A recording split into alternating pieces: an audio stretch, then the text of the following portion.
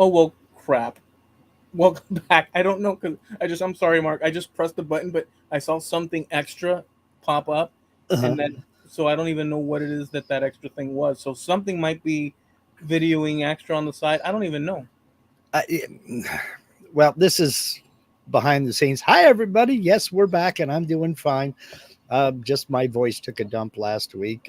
Had sinus issues, and I sounded like somebody wearing combat boots was standing on a duck's tail, and that's not good for this kind of thing. So I had to cancel.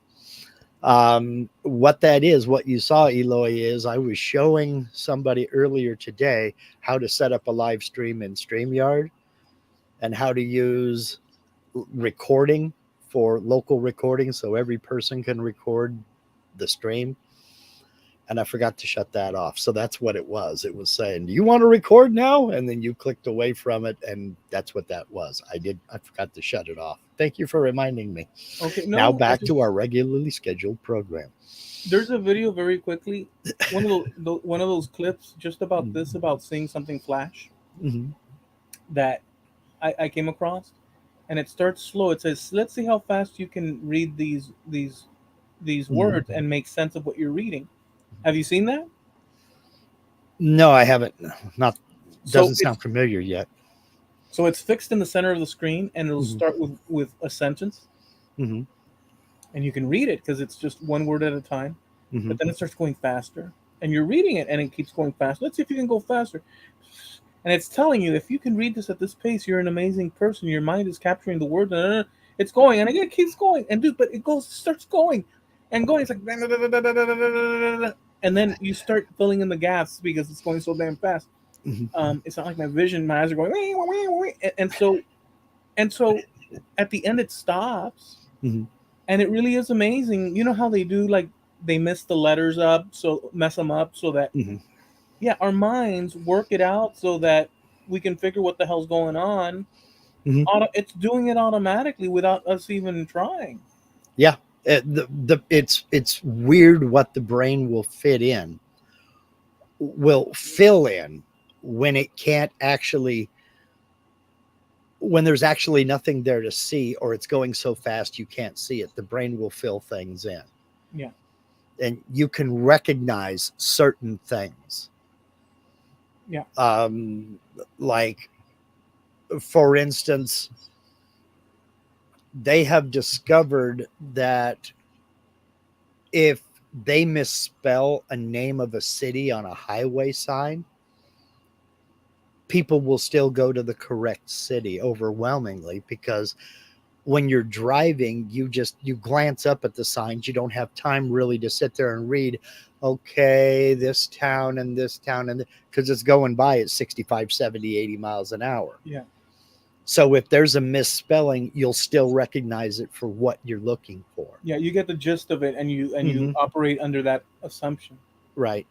Did you ever do that thing in school that where they show you have a blind spot, that there is a place in your vision that you can't see? It's a blind spot, so your brain fills it in. I don't even want to know, but okay. I And don't want to pay well, what it attention. is, you can do it with a card, a 3x5 card. Draw a circle and a plus sign, and it doesn't matter which one you look at, but focus your eyes on one of those symbols or the other, and using your peripheral vision, just kind of move that card away from you It and disappears. closer to you, and one of those symbols, the one you're not focusing on, will disappear, and Yeah, that's your blind spot.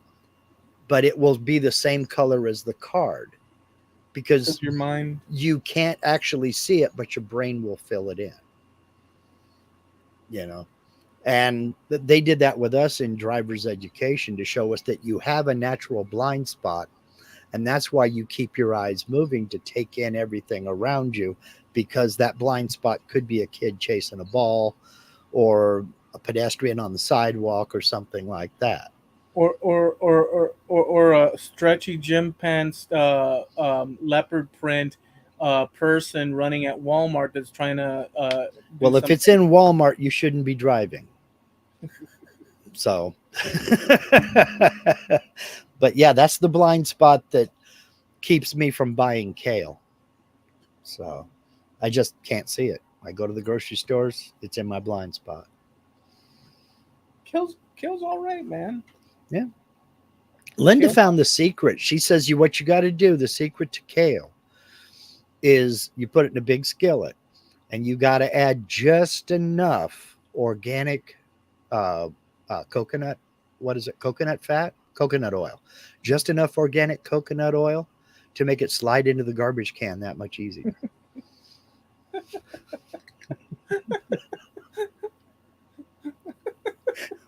So, It's the whole process just to get it out the hell out the door. yeah, just to get it out of the house. Exactly.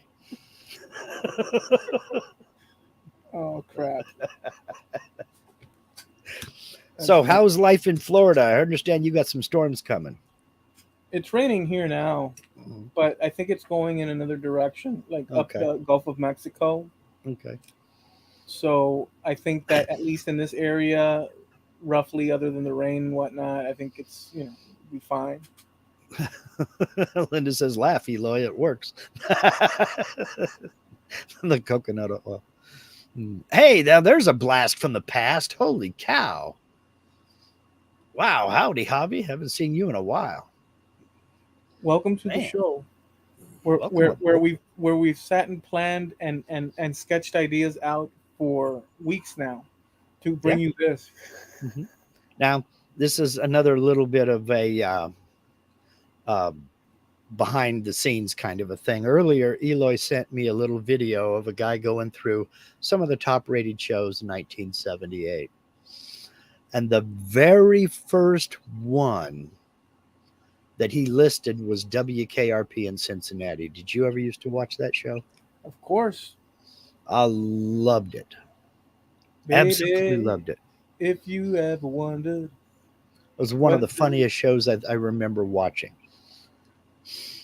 And one of the things that I liked about it was they used real music in it.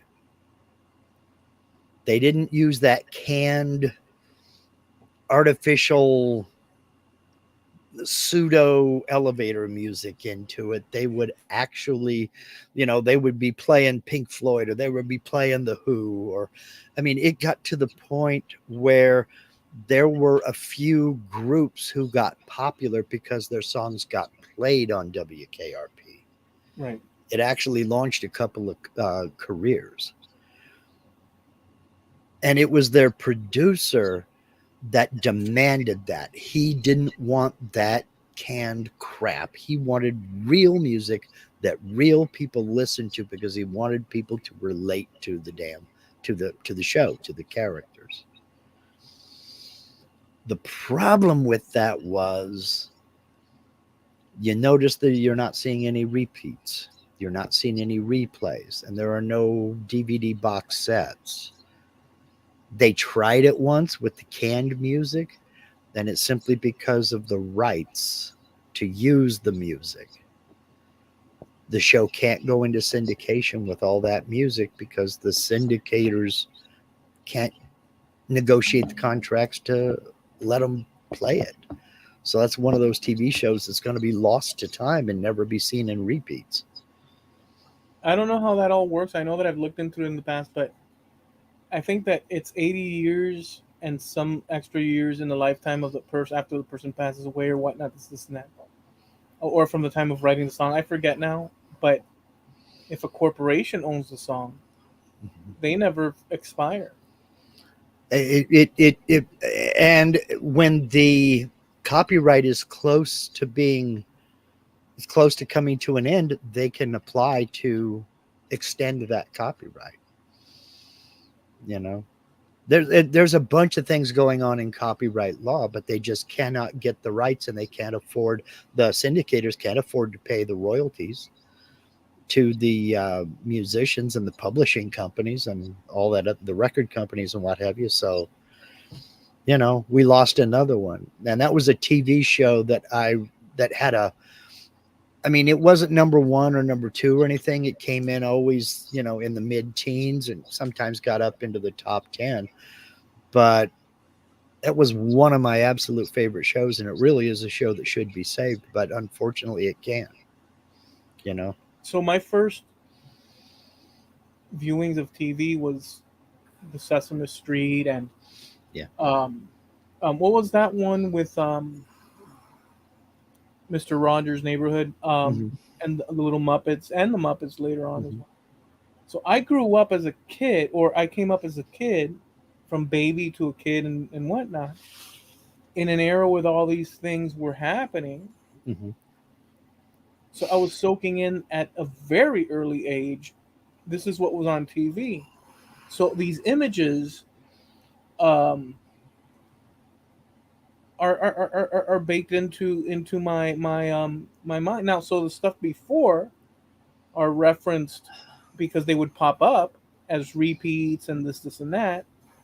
Um, but I find it very. That's why I sent it to you and a couple of people because it was nice the way he did it. He said this is Hmm. what was showing that Hmm. Wednesday night or whatnot, Yeah. and they did the order of it, and I Hmm. like that because it's like, oh yeah, that's And and he didn't focus on any one network. He bounced all over the place. I was kind of disappointed to see that the number one rated show that year was Laverne and Shirley because I wasn't a big fan of that show. I thought there were much, much better shows. But what can you say? I liked That's it. what the public was watching. And by the way, and also as a, these are just things that I think. Yeah. As a kid Hmm. in Miami, um, in this environment where you have your Cuban influence that you're observing in your family and just around, Hmm. but then you have this American influence localized. But what you don't have localized is people like in Laverne and Shirley. You Hmm. remember that these people talk in a certain way with maybe some Italian or Jewish, whatever their particular area of the United States, Yeah. Milwaukee, whatever.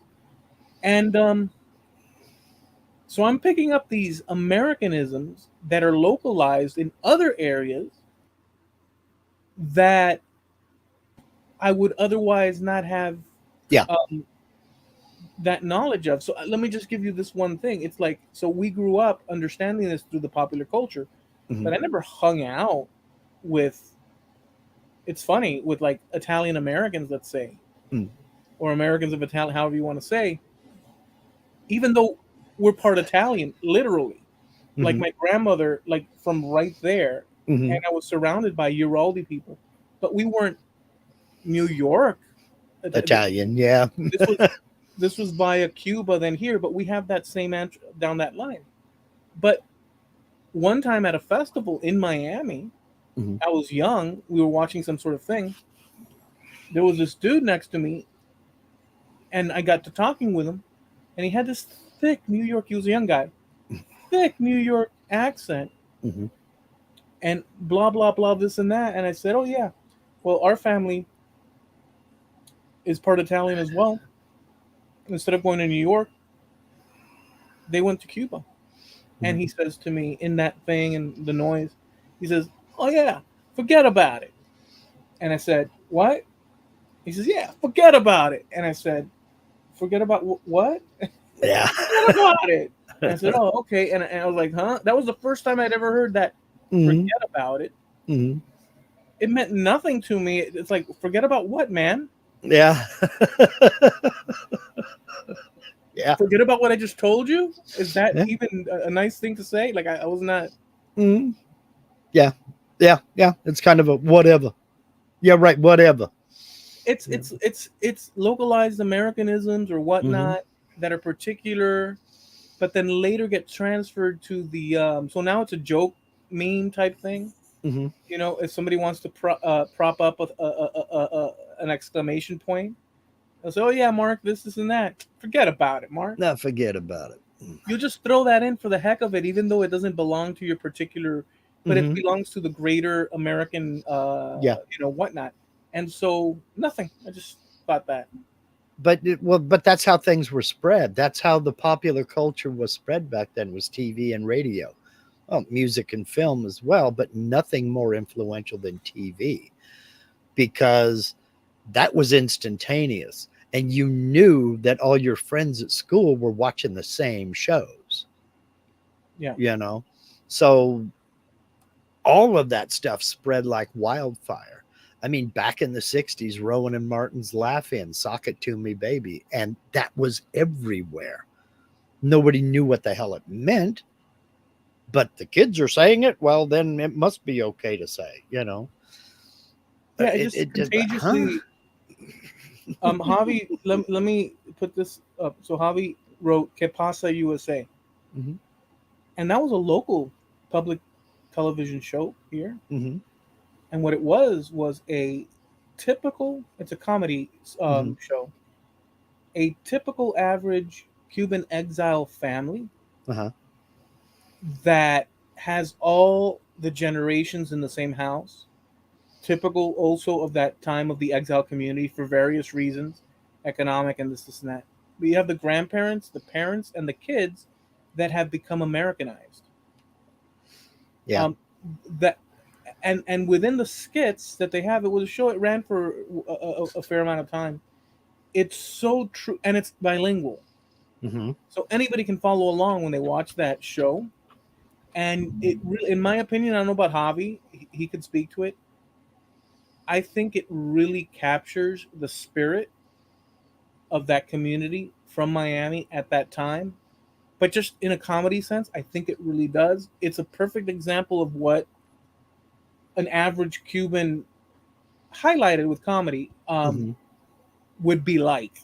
yeah, It's accurate to a fault, in my opinion. yeah. Did By they did they rely on stereotypes, or was it all just kind of a shared experience kind No, of a thing? it was stereotypes, but not stereotypes to the ridiculous. It's Uh-huh. a whole different experience than what you would assume in terms of like a Chico and the Man or something Hmm. like that or whatever. Yeah. This was Wow, I haven't thought true. about that show in years. This was true to form with the Cuban like. So it throws in themes of like Catholic, the grandparents. Hmm. It throws in that and like the kids, the Americanisms and the parents saying speak Spanish to your grandparents. They don't know what you're, and then the grandparents trying to fit in, so they're like, we can speak Spanish or English, I'm sorry, and then they say ridiculous things and everybody laughs. The American neighbors that come over and they sit down to eat and they're like, what kind of food is this? And all those cultural blendings Hmm. that is true to Miami then and even now, but really then it features that kind of stuff. So, have either of you? Well, Javi says he has the whole series. It must be, knowing Javi, he has it on VHS and a VCR to play it. But I was going to say, have either of you looked to see if there are any episodes on YouTube or anything like that? Or They have some. they have some? Okay, well, I might check it out. I Yeah, might check and it out. they'll speak. Oh, by the way, the son, Hmm. his name was Joe in the series, Hmm. which would be Jose, but in Hmm. the series he would go by Joe because remember this is a Cuban kid Hmm. growing up in Miami, Americanizing or whatnot, Hmm. and he's taking in the music and the this and that. He's grown up in Miami, but he's a first generation Hmm. Cuban American, let's say, Hmm. and he was the co-star with Al Pacino in the movie Scarface. His name Oh, is something Bauer. Um, something Bauer. I forget the name. Stephen Bauer. His name is Stephen Bauer, but he's actually Stephen Echevarria. Okay. And Echevarria, I think, was his paternal name, but he wanted something more. I think this is true. More Americanized, so he went with Bauer. But Bauer is his Jewish side's name, so he's part Jewish, Hmm. part Cuban, such as the case with in many cases in Cuba with Hmm. different combinations of people. Uh, Not always, but the point is, so he did Scarface as well. Oh, okay. Okay. Okay. Yeah, I'm doing my own little looking it up in here, and um, you can get it the 5D the entire series on 5 DVD set. So, Yeah, do people it was even a good buy show. DVDs anymore? I don't know, man. Yeah, you can go to Walmart and there's DVDs. Yeah, Javi says there's a wiki. There's a wiki on it. Yeah, I saw that. I saw the links. I kind of looked into it. I'm gonna check it out. I'm gonna see an episode or two, see what it's It had good see what spirit it's to all it. about. It had a good spirit to it, Oh, so it was worth mentioning. I'm one of those guys that likes to watch out of the ordinary things. Um, I, I'm not afraid to experiment a little bit with. I mean, some things are I just don't care about, but when it comes to something like this, it sounds like it's right up my alley. So I'll check it out, see what's going on. I'll probably only get maybe 1/3 of the references because, I've never been to Miami, so I don't know the local culture, but hey, I'll check it out. That's Just how you broaden imagine. your, that's how you broaden your horizons. Oh no, no, it's a curious. At least it's worth watching an episode or at least a clip, Mm-hmm. just to get the sense of it. But it is funny, but Mm-hmm. it's kind of the equivalent of, I don't know, watching the Bundys or Mm-hmm. Yeah. um, any one of these sitcoms, but set in the 70s Yeah. or 80s. Hobby could know better, but I think it's 70s. Well, it, I find a lot of TV shows that way. Obviously, language is a barrier, so it's not like I'm watching Japanese television or anything like that. Yeah.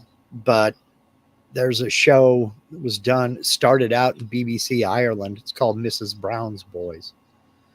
And it's friggin' hilarious. They tried to make it a regular TV series. It lasted a few seasons, but this whole thing is done by it's a guy dressed up as a woman who plays Mrs. Brown. His name is Brendan O'Carroll, and he's hot and heavy into nepotism. Half of the cast is his family. And like um, Mrs. Brown has a daughter. I can't remember the name of that character. In real life, that's his wife. There's a recurring character named Buster, who is a local troublemaker, always getting Mrs. Brown's son into trouble. That's their son. And their the character's son's wife is their daughter. So there's nepotism all over the place. It's a friggin' hilarious show that breaks the fourth wall constantly. Like they've got a panning shot coming in over here and heading towards a kitchen window to kind of take you into Mrs. Brown's kitchen. And suddenly you hear a crash, and Mrs. Brown spins around and looks at the lens and goes, "Get that fecking thing out of here." Yes, fecking, Feckin. Yeah. It's not a curse word there. We'll see what YouTube has to say. It's been 23 minutes since we were on, but she breaks the fourth wall constantly. I say she, it's a he. But When was it set? In what year? it's kind of they never really get super topical, so it's hard to place it. You would say probably 90s. Oh, so it's a more modern. Yeah. And it's It's a more modern. You're saying 90s, and we're talking about like 30 years ago, and I'm well, saying it's but maybe modern. it's 2000s, 2010s. It could be anything like that. That there really isn't any specific era. Mrs. Brown's supposed to be an older woman, walking a crotchety old Irish woman and trying to hold on to the old ways and everything. And her kids are growing up and she can't really deal with it. She wants them out of the house, but she doesn't want her family to leave her and all this other good stuff. And I mean, but the situations they get into, it's absolutely hilarious. And I highly recommend checking out at least a few clips or at least one episode. It's called Mrs. Brown's Boys. It's just absolutely crazy. And I found that through a viral clip on Facebook of all places. And I'm like, I've got to see that. How the hell do I find this? So I kept looking for Mrs. Brown, and eventually I found a link and went and found it and downloaded a few episodes. And my God, it's hysterical. So 2000s. Yeah, something like that. There's a So there's a meme or some sort of like little factoid type thing that says if we were to go back to the future today, go back to the past like Back to the Future did, hmm that they went to the 50s or whatnot. yeah, In our case, we would go back to 1992, just about. yeah, How yeah. screwed up is that? Oh yeah. I mean, that's one of those things that'll mess with your mind. It will. Oh man. We would have to go back. We would be going back to 1992 hmm in order to match what they did in the movie. In the movie Back to the Future, because he that was in the 80s and he went back to the 50s. So you're looking at what, 30 years. Yeah. So for us, it would be 1994. See, what was I doing in 94? In 1994, we had just got to Hawaii. Now we had been in, yeah, we had we'd been in Hawaii for a little while. Do I look like I have a horror movie theme Oh, it going? looks like you're in a thunderstorm.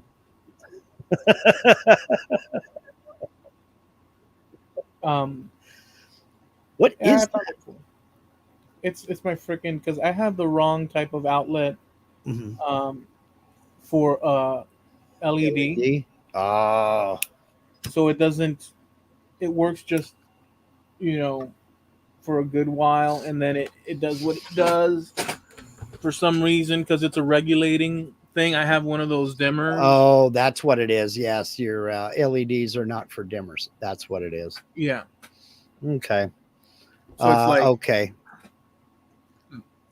Linda says we got to Hawaii in September of 94. So holy cow. Oh my gosh. That yeah. was 30 years ago. I've been My also gosh.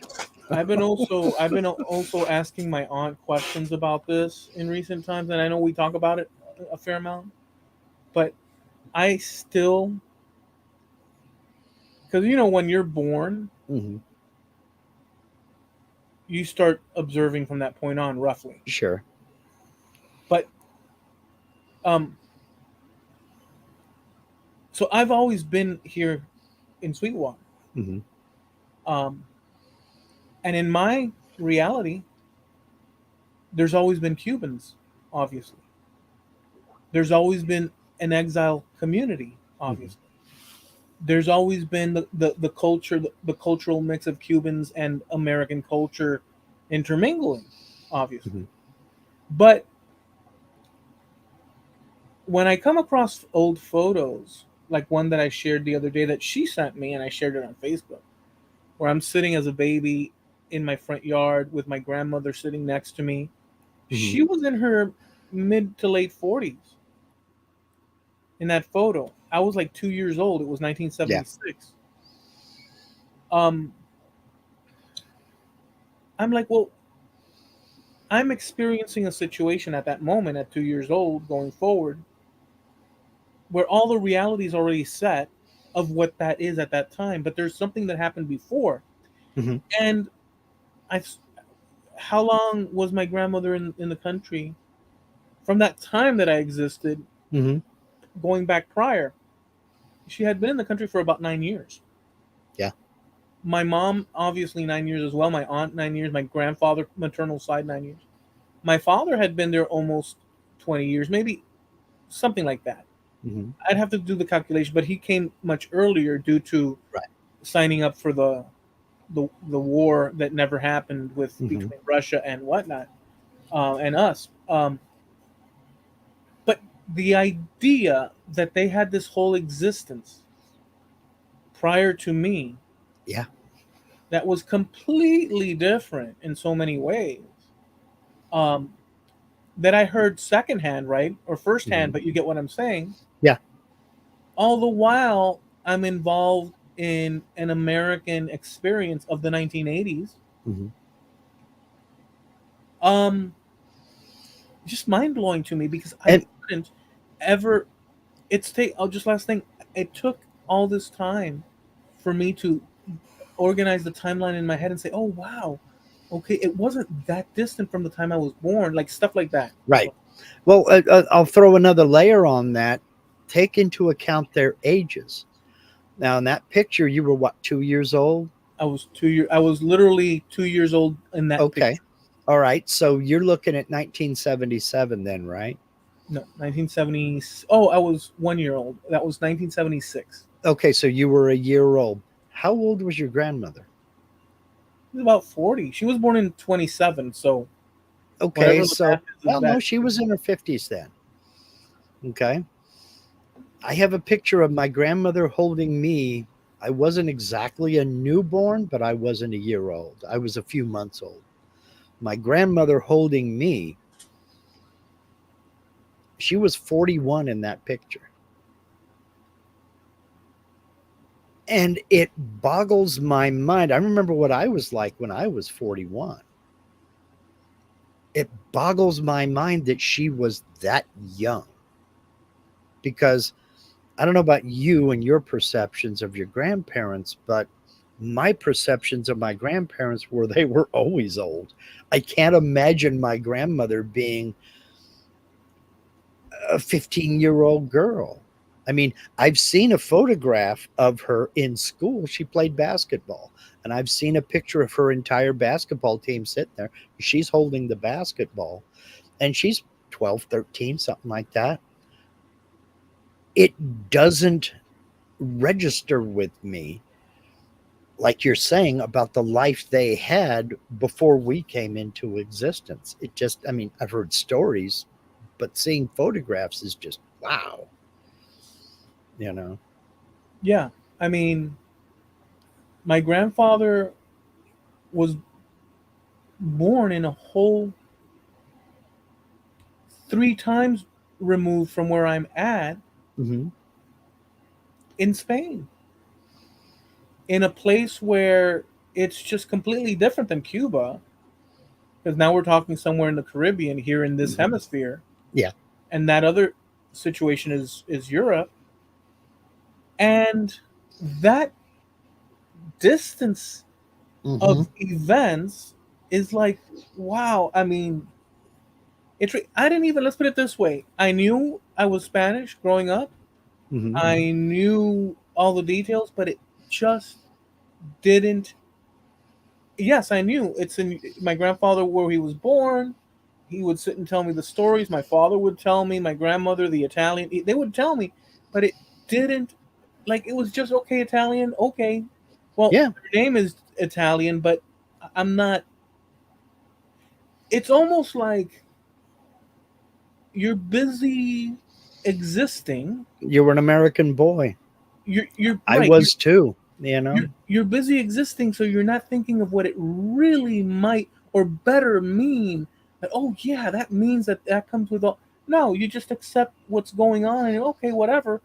And it's not until of recent years that I've started to sort of and just thinking about it, it's like holy smokes, what the heck? Yeah. It's like a continuous like Yeah. wow, like you know, and Yeah. and so just to think of where your generations were and where you're at in this scenario is like wow, dude. It's very weird. I don't even know. I guess I explained it as best I can. Yeah. It just kind of warps your perspective on a lot of things and brings new perspective to other things. And it's like, ah, now I get it. Now I understand what they were trying to tell me. Because I mean, I'd hear the stories too, and maybe I was interested, maybe I wasn't, but I didn't realize how important it was to them that they share those stories with me and that they tell me about, our ancestors and my great grandfather did this and my great great grandfather did that. I mean, okay, cool, great. He did all that stuff, but I couldn't really put it together and understand why it was important to them that I know this stuff. Now I know. Yeah, because now we can reflect in a more Hmm. mature, reflective way, you know. Sure. But at the time, you know. Hmm. My dad, like for instance, my grandfather, um, or my great grandfather was an immigrant to Cuba, son, Hmm. and in the little town that they were in, nobody understood him. Nobody there understood him. They all would say, "Oh, the Italian." Nobody understands him. And it was his children, my father's grandfather, my great grandfather, with his brothers, that set up electrical service for the first time in the 20th century in the Hmm. town that they were from in Cuba, and stuff like that. But did I think about it? No, but it came in my brain. He filed it in my brain, and luckily, with the advent of computers, one can now research and actually find documents, which is amazing, Hmm. where I can find those actual things. And so the whole thing is really, it's really a special Yeah. thing because we can still reach out, at least in that way. And But when you're 16, 17, 18 years old, that's the furthest thing from your mind. Okay, great, it's a cool story. And wow, that was pretty important. I mean, they brought electrical service to that town. Okay, great. What am I supposed to do with that information for the rest of my life? But now later on in my 40s, 50s, and 60s, that's real important. yeah, And that's friggin' awesome.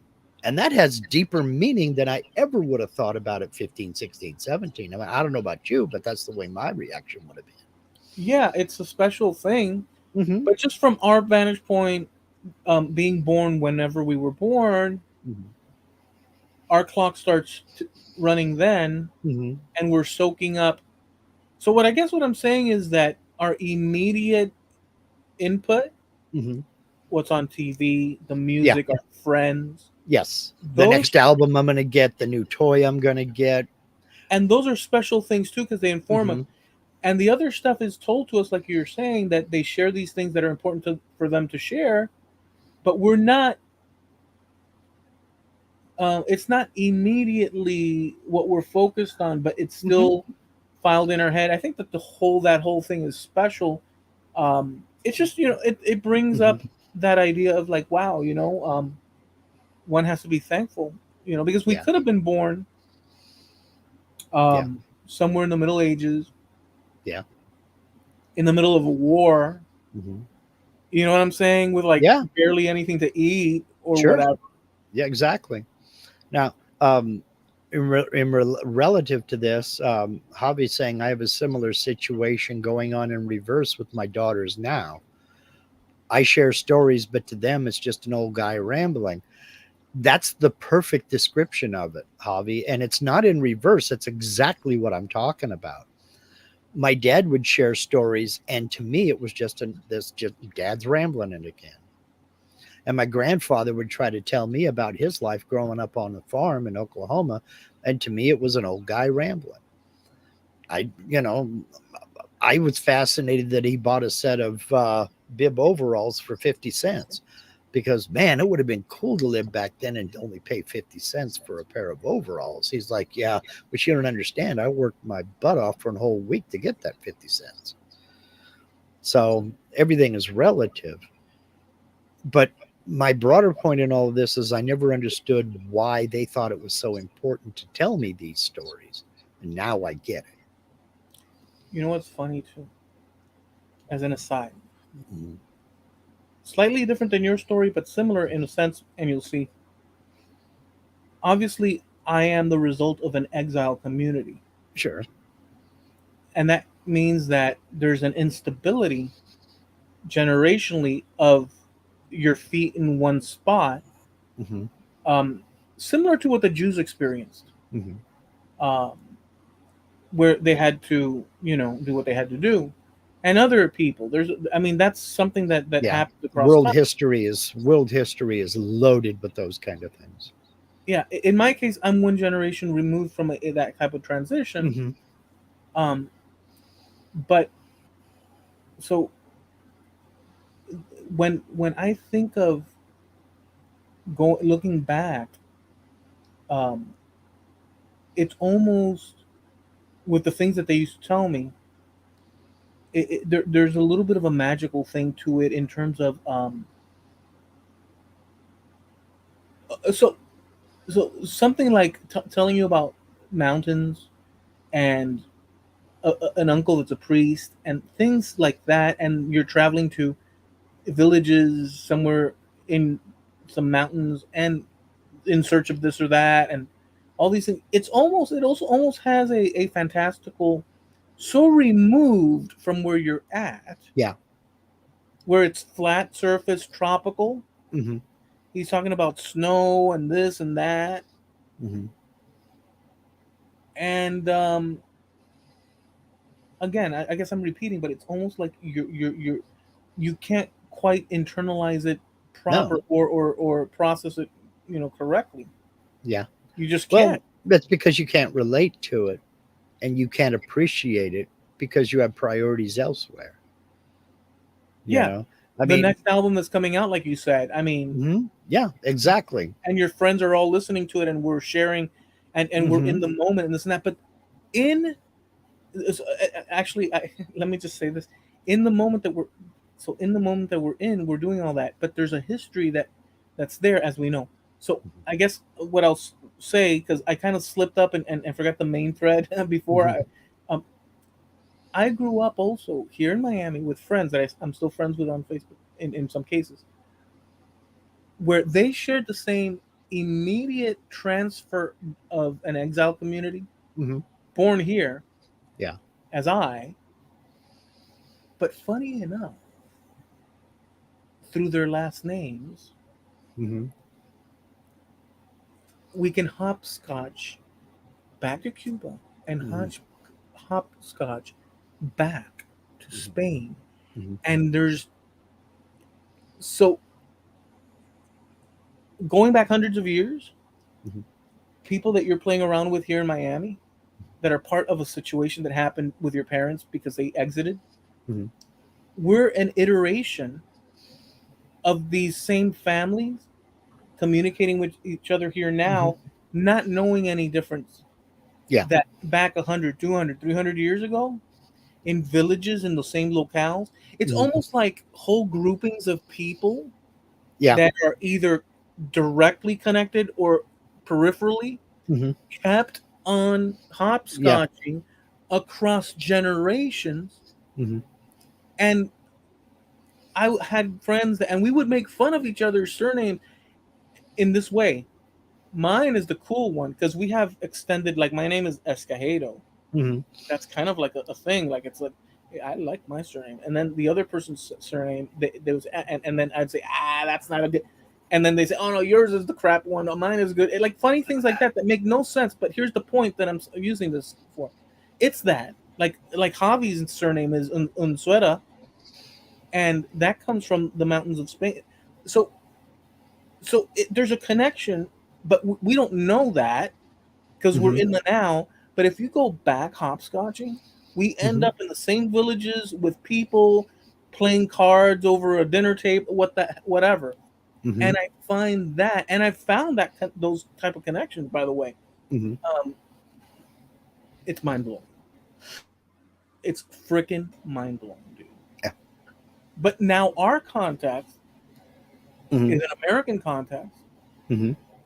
Led Zeppelin playing in the background. And that's what I mean. You grew up as an American boy, so you couldn't relate to being up in the mountains chasing down sheep in the pasture or something like that. Right. It's like, but here's the final thing. Mhm. If that holds true, and I've found some, and in fact, in Miami, I have cousins that I would not know that they're my cousins, but I found them on Hmm. Ancestry, Yeah. and like I'm talking about, like we share blood, we share Hmm. DNA, like it's there in Hmm. so many combinations. So this whole population of people Hmm. are pretty freaking interconnected. But Yeah. here's the thing. Here's the thing to the thing. If you hopscotch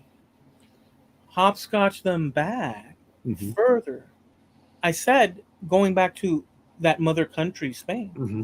But if you hopscotch even back, how much more is that true continuum still repeating itself back into, like, how far does that go? Hmm. Yeah. Like you could be talking to a buddy here in Miami, Hmm. and they may have like four, five, six, seven, eight, nine, 10, who knows how many Hmm. ancestors that you both share in common. But Yeah. you, that guy, You didn't know you were cousins. Yeah. and you wouldn't even think twice about it because it's so Yeah. freaking weird, dude. So, and you have similar things like Well, that. but see, you had a major population upheaval. You had a bunch of people that come from one continent to an island in the Caribbean, and then they were uprooted and came here. Yeah, So it's almost like you had two culture shocks to that ancestry, yeah, all within, you know, two 150. generations. Yeah, like 150 years. Okay, three generations.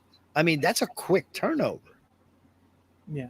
You know, so.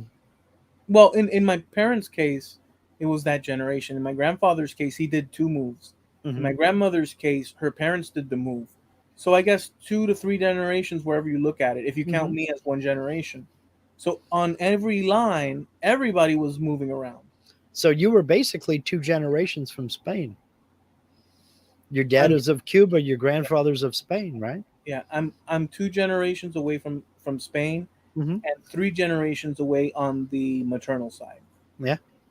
So, I mean, well, that's why this is a heck of a lot more meaningful to you, because that's what I mean when I say you're closer to that migration. I got to go back to my 7 times great grandfather, and we still are not 100% certain where he was born. Yeah, So that's he just appeared in Virginia in 1706 when he got married. I mean, we're still not sure where he was born. So I can't relate to any of that. That is so far back, it's not even funny. yeah. The so another thing is that have you well obviously you have when you watch like just that video that I sent you, Hmm. and if you look at, I don't know if you even thought this, I mean it's anybody's Hmm. guess what people think, but when you watch that clip, Hmm. did you notice the quality, the essence is what I'm saying by quality, Hmm. is obviously, it needs no further saying, of that time.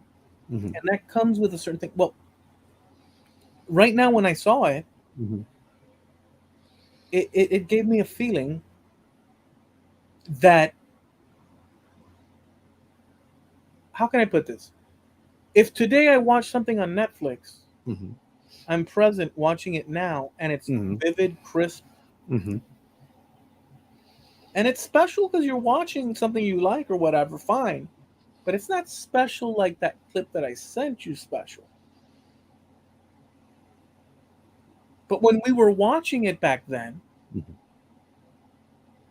it's the equivalent of, this is just me thinking, the equivalent of us watching a Netflix movie today. Hmm. It's just the moment. Right. Once that time has passed and we're removed from it and we watch that clip that I sent you, there's an extra essence attached to it. I guess we can call it nostalgia, this and that, but it's not crisp, vivid. It's more antique, vintage, and there's Hmm. something special about that due to recollections and whatnot. But at the time, it was just Sure. happening, and it was modern as heck. I was like Hmm. WKRP. It didn't. I Well, didn't look at it and say, "Man, these are funny clothes," or "Man, no." I'm looking at it. because that's what we all wore. That was the style. Yeah, There was a discussion about that, and I don't even remember where I read it. I was reading the discussion. Somebody asked, well, why is it that all these rock and rollers back during that time had long hair? Was it some sign of rebellion? Was it a style thing? But I mean, talking about, and the person's racial makeup had nothing to do with it. Everybody had long hair, whether it was an afro that was puffed out to here, 3 feet away from your head, or it was hair down to the middle of your back. Everybody in music had long hair. It wasn't out of place to me anyway, simply because that was the style. It wasn't making a statement, it was just the style. I knew guys in high school and junior high school who had hair longer than Robert Plant ever had. You know, it was just the style. It didn't mean anything, just that he liked it. That's all it meant. You know, so I don't know. When that clip came up, I'm sure the nostalgia you felt for it was different from mine, because 1978, you were, when that was put out, you were 3. I was 17. So I remember those TV shows as a teenager. And I think that's why I like WKRP so much, because I was kind of their target demographic, because they were playing the music I listened to, you know? And so I kind of wanted to see it because of that, because it was real. It wasn't that canned pseudo disco crap that they played in grocery stores at the time. Yeah. It was real. And I don't know, I guess there was just a little bit more authenticity to it. But if I were to relate and go back to what I would have been watching at 3, 4, 5 years old, now we're talking Beverly Hillbillies, Gilligan's Island, things like that. Mr. Ed, Petticoat Junction, those old TV shows, My Three Sons, shows that you probably saw in repeat at 3 o'clock in the afternoon after school got out, maybe. That was prime time for us. Javi says Mayberry RFD. No, the Andy Griffith Show with Andy and Opie. That was way before Mayberry RFD. The Munsters, the Addams Family. That was what we were watching prime time. Bonanza, Gunsmoke, and all the rest of them. So it's a different sense of nostalgia when you're getting back that far. It was on a black and white TV set. We didn't have a color set. Well, we didn't get a color set until the 70s. So it was, oh God, I'm trying to think of some of the other TV shows. Lost in Space, Land of the Giants, Voyage to the Bottom of the Sea. I mean, all kinds of neat old shows like that. That brings about a completely different sense of nostalgia. A memory that just came to me in thinking about those old TV shows. We didn't have air conditioning in our house. And we were in the San Francisco Bay Area. It never got super hot, but when it did get hot, like in the 90s or maybe the low 100s, it was a major heat wave. And with no air conditioning in the house, you just went outside in the evening after the sunset. What my dad would do, him and I would open the sliding glass doors. We would pick up and carry the couch out onto the patio. And he would turn the TV around so that it was in the door. The sliding glass door is wide open and the TV is in the door. And we're all sitting out on the patio. We thought it was the coolest damn thing in the world. Mom would make popcorn, and you had the whole family sitting out on the patio. All the guys with no shirts on, and we're in shorts and everything, watching TV out on the patio where it was cool, eating popcorn on the sofa. That's a great memory. And I'm like 7 or 8 years old, and it's me and my mom on one end of the couch and my dad on the other, and we're carrying it outside. It's just little things like that. Those old TV shows reminded me. We were watching, I want to say we were watching Voyage to the Bottom of the Sea. Let me turn on my AC because, boy. Yeah. You just reminded me. Yeah, well, mine's running right now too. I better lower that temperature. But even back then, so we're looking at, oh my gosh, we're looking at 1968, 69, something like that. And, air conditioning was still expensive. So, yeah, we just didn't have any. In fact, we didn't live in a house that had air conditioning until the 1970s. It was like 76, 77 when we finally lived in a house that had AC.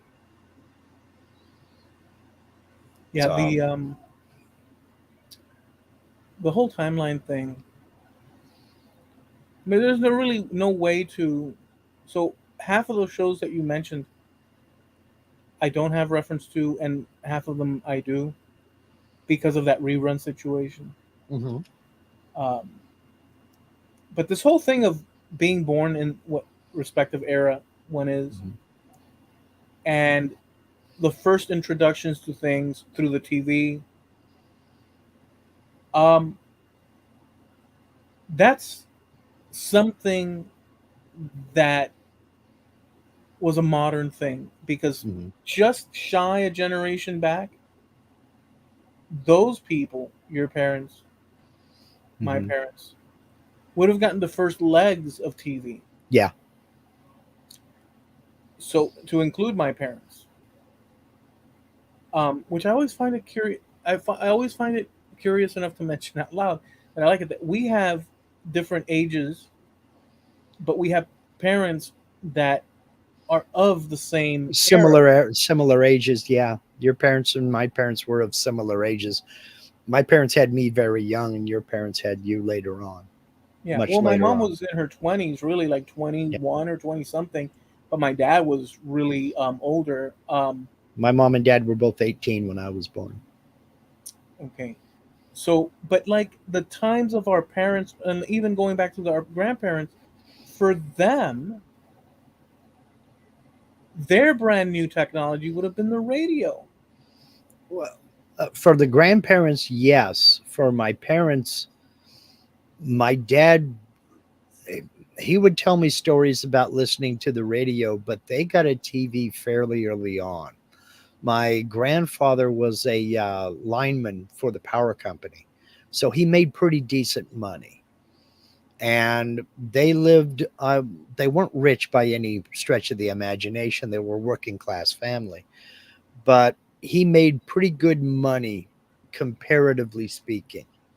And so they got a TV set pretty early on. And I mean, when there was only one channel here, which isn't saying much because when I left this valley in 82, there were only three. Now there are four, four. So, it's still pretty podunk. But it so he had TV as a reference, but as a kid, he listened to radio quite a bit. Well, yeah. So, but it was the moment of transit. So, but especially our grandparents' Hmm. time. Definitely. Okay, it would have been radio. Hmm. Um, there's a big difference there, but there's also, and we've talked about this. Um, maybe that's why we find a coolness about it too, because it was the time of our grandparents. I mean, it's really a wondrous thing, Mark, Yeah. because from that to where we're at now, talking to each other on this, Hmm. for goodness sakes. But I guess when you were coming up, Hmm. you had those two devices already available to you. Yeah. But here's the thing: when I was coming up, obviously, that Hmm. held true too. But what I want to say is that even though we had the TV, which in many cases one could argue that virtually replaced everything, the radio, as we've mentioned before, was likewise, even in our respective eras, uber over the top important. Yes, it would. Yeah, the importance of radio in the 60s, 70s, 80s, and I'll go into the early 90s cannot be overstated. Yeah, It was vital. yeah, I yeah. It mean, was something. It was something that connected us in. It was a entertainment feature mhm, of our lives. yeah, It was an entertainment and when we turned it on, I remember this clearly. You tell me. Not only was the music important in itself, mhm, but when the radio hosts or the news breaks that would come on, yep, that too glued us to the broader country mhm, as to what was happening. I remember that vividly. yeah, Even though it's on radio and you know that you can later go on TV and it mhm. would be in the nightly news or whatnot, you're still you get what I'm saying. Well, I wasn't interested in watching the news on TV as a kid. I wasn't interested in it. When the news came on, I was off doing something. But when the news came on the radio, it was kind of at the time, it was seen as a necessary evil because it didn't do you any good to change the station. Excuse me, got the hiccups all of a sudden. It, it didn't do you any good to change the station because the news was on all the stations. You know, at the top of the hour, the news came on every station. How long the newscast was varied from station to station, but they all had their news and there were commercials and all that other stuff. So it was kind of a necessary evil. But you're absolutely right. That's where we got information from, as well as the music, because it wasn't just news, especially growing up in the San Francisco Bay Area, because we had San Francisco on one side of the bay and Oakland on our side of the bay, and all the big concerts came there. They would hit San Francisco and play either Candlestick Park or the Cow Palace, which was a music venue, or they played Oakland Coliseum. And we're talking humongous names: Led Zeppelin, the Rolling Stones. One of the Beatles' last concerts was in Candlestick Park in San Francisco. We're talking huge A-level bands played there. So that's where you found out, who was coming and where to get tickets and this, that, and the other. Yeah, what event is going on? They would tell Hmm. you. And Yep. aside from that, just aside from that, you tell me. I know that you don't go much for movies, Hmm. but you had to have across your life. Oh yeah, I used to. I loved going to the movies. It's not like you you landed from like the planet Icar No, 5000 right. and decided, and all of a sudden, and you never, you had a time when it's Yep. just that at one point you're like, oh, screw this. I would not jive you, Worthling. So I remember, and I don't know if it's to do with age, I don't know if it's to do with any number of things, but I remember in the 80s Hmm.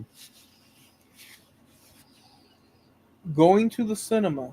Hmm. The screens weren't as huge in certain theaters. Hmm. There was a little bit of smallness to it. No, they were huge for me then, Hmm. but I'm saying Yeah, looking at it now, yeah. they weren't the massive amphitheater type movie screens and whatnot. So you had this picture image that was huge, fine, Hmm. but no, there was a coziness to it. Yeah. There was a sense of cozy, and when you saw the actors Hmm. on the screen, there was a little bit of a Disney World magic, pixie dust grandeur to the experience, Yeah. and just the way their faces came in, there was something special about it. Yeah. And Well, then there was a time when it became freaking lame. That where you're yeah. watching it and you're like, okay, but it doesn't have the actors didn't have them as much weight to them. Hmm. I Yeah. don't know if you ever realized, but there's a moment where, boy, these guys have some some weight behind them. This is a star. We're enjoying this, and then things started becoming, oh, this is just another. It's enjoyable, but it's the magic is not the same. No. It also depends on which movies you're going to see. Because like I remember seeing um, Raiders of the Lost Ark in the theater. I watch it now on TV and it's good. Don't get me wrong. I still love the movie. But there is nothing like seeing him being chased by that huge stone ball when it's on that ginormous screen and the theater has a fantastic sound system because you feel like that some bitch is coming at you too. I saw that movie when it came out. When was So that? did I. Like That was 79, 80? it was I remember sitting there. My dad took well, me, it was before January of 82 because I hadn't gone into the army yet. So probably 1980. and I remember it vividly. Mm-hmm. I remember um, going to. I don't know when this came out, but I remember. Well, I'll tell you now because this one's. I'll let you find it so that Yeah, it's driving me crazy. June 12th, 1981, it came out. I remember watching that. So, in fact, I remember Rocky. I think it was part two Mm-hmm. that I would have seen on the screen. I think it was with the Russian, Mm-hmm. whichever one that was. I don't remember now. Rocky 14, The Apology. Yeah. Rocky 563, the Mm-hmm. return of Rocky's stepsister's second Yeah. cousin twice removed, little Rockito. Yeah. Um, you know, Mm-hmm. you take as many. No, but I remember so the Death Wish movies. I saw those Mm-hmm. on the screen with my dad. So it's just a bunch of stuff, and these are Mm-hmm. things that. But what I wanted to say because I thought one movie that for some reason really struck me, and I saw this. My dad took me to see this one too. Um, was Clash of the Titans. Clash of the Titans. Yeah. Yeah. Ray Harryhausen stop motion animation. Yeah. For some reason, that movie, when I saw that on the Mm-hmm. screen, blew my mind. Yeah. And I've always had a warmth for that movie. There was something. Remember, I'm a little kid, Mm-hmm. and Zeus or Odin or whoever it is, I think it's Zeus. Zeus. Yeah. He takes from the wall shelf a clay figure, and he takes it and places it in a little miniature arena, Mm-hmm. and then the and then it becomes the protagonist. Mm-hmm. And just that idea Mm-hmm. blew my. I think that was a psychedelic moment for me because I could never get it out of my mind. It was so. Here's this man Mm-hmm. pulling a figure, pulling it down to a miniature, and placing this figure, and it becomes human. The concept blew my frickin' brains. And when you think about that movie, that came out right. Well, that came out a little bit later. Clash of the Titans. It was probably 82, 82, something like that. Yeah, somewhere in that around there.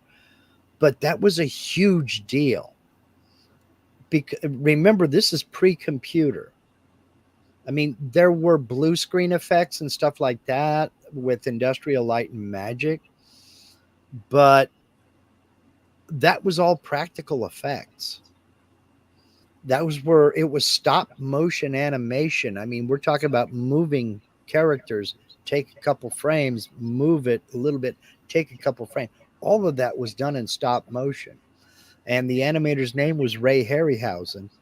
And he goes way back in cinema history as one of the premier stop motion animators. A lot of what he worked on at first were the B movie horror movies, but that was a huge deal when it came out. And I remember a documentary was made about it. And I remember TV specials on it and how he made it and how he did it and this, that, and the other. It was a huge deal when it came out. And so when it did come out, I couldn't wait to go see it because from a young age, I wanted to be a cinematographer. And that was right up my alley. The behind the scenes, how they did this kind of thing. Oh, it was right up my alley. So you bet I went and saw it. Now you got me thinking about it. I got to wonder if that documentary's on YouTube somewhere. I mean, I found the documentary hosted by Mark Hamill that they did on making Star Wars and how that was made when the first movie, when it came out. That's on YouTube. And that fascinated me at the time because those effects were just absolutely mind blowing. But again, it was 100% practical effects, Yeah. you know. Um, um, well, I really didn't want to leave this little area, but I'll just say that for our era, Hmm. modern era, I'm saying, Hmm. the equivalent of that documentary thing for me Hmm. of awesomeness Hmm. would be Peter Jackson that did the trilogy for Lord of the Rings. Okay. If you've never seen, so I bought, so back when that movie eventually they released little boxes of it, Hmm. DVDs, and they came with the extras, Hmm. and the extras had the making of for Yeah. each of the three, in the series, Yeah. and they showed the process Hmm. from building weaponry to the leather goods to the camera tricks of the trade Hmm. to the construction of sets, the training of horses, Mark, Yeah. because it's everything. Yeah. Even the catering was put into Yeah. the freaking and actor backstage, conversations Hmm. about whatnot. I enjoyed it more than the movie. I would watch the Yeah. making of more than the movie. I liked them equally. I liked them equally. I loved the story. I loved the movie, but I also wanted to see how did they do that. And it was everything simple from like in the first Star Wars, the bantha that the Sand People is are riding was a live elephant in a costume. You If you looked at it closely enough, you could tell, but you didn't know what you were looking at because the costume was, and the first Star Wars was for its time, it was a pretty low budget movie. Actually, it was a very low budget movie. And they made it the way they made it because they didn't know if it was going to go over or not. They didn't know if it was going to be a flop or not. So when I was So, a so when I was a kid and the first one came out, I was very young, mhm, and I saw it like twice, I think, at that time. mhm, It's not like we went to the movies every day, but whatever. I did see yeah, it twice. Um, but at one point, I forget when, Empire Strikes Back was coming out, yeah, and I remember the buzz for kids, us mhm, little kids, was mind blowing. yeah, And McDonald's had released a fold out, if I remember right, Monopoly type, if I can remember. It was either a map. mhm, I'm confusing the little events. I think, okay, let me correct. It was a map with a big radar dish in that cold planet. I think it was, mhm, yeah, and you had every time you buy something, you'd put like a little sticker or yeah, something like that, yeah, and then you'd get something. I forget what the hell you get. mhm, Um, but I remember having that map and wanting to fill it up and yeah, nagging my parents like, "Oh, can we go to McDonald's again?" yeah. So You got when you got French fries, you had a little thing you peeled off, and there was a thing. And then if you got a Coke, you had a I little thing that you peeled off. I think it was just that because I know they did Yeah. that a few times, Hmm. but this was an early one that I remember, and so I would always ask because I wanted to fill the map for whatever reason of something. But then they also had a thing where, and I forget when this was released, the third movie, the final installment in that time. Yeah. It could have been '89. I don't even know when it I was. think it's 85, but go for it. Could have been, but maybe it's '85. But they were giving, or you'd buy a meal or whatnot, and you'd get a mug, like a glass, with an Mhm. etching of your favorite Star Wars characters. Yeah. And boy, I got those. I forget which one now. I wish I would still have that though.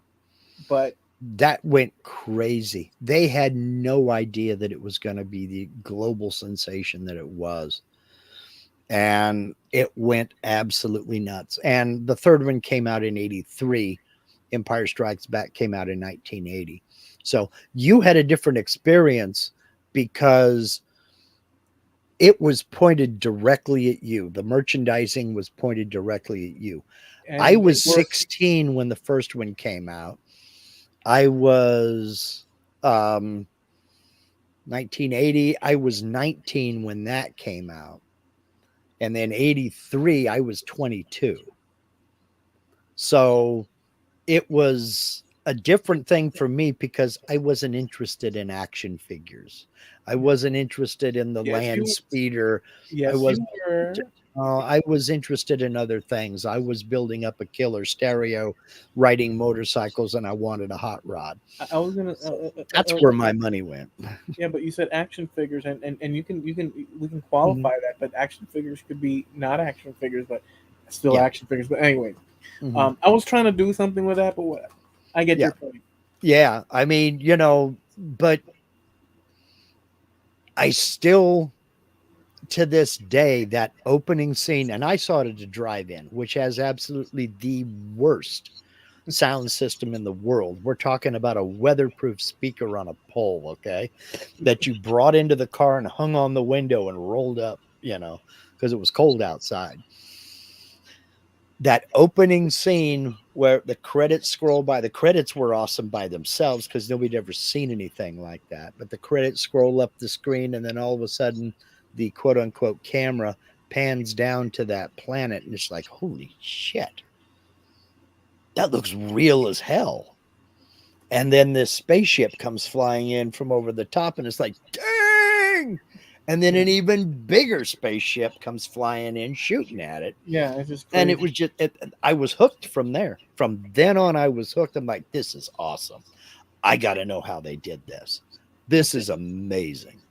I was gonna say that I guess at some point I don't know when, but I'm here somewhere here in Sweetwater with my action figures, Mark, and I'm like Hmm. choo choo choo, bam boom choo, come on you choo choo, and all of a sudden this lovely lass is walking across the sidewalk, and I'm choo choo, and my head goes, and Yep.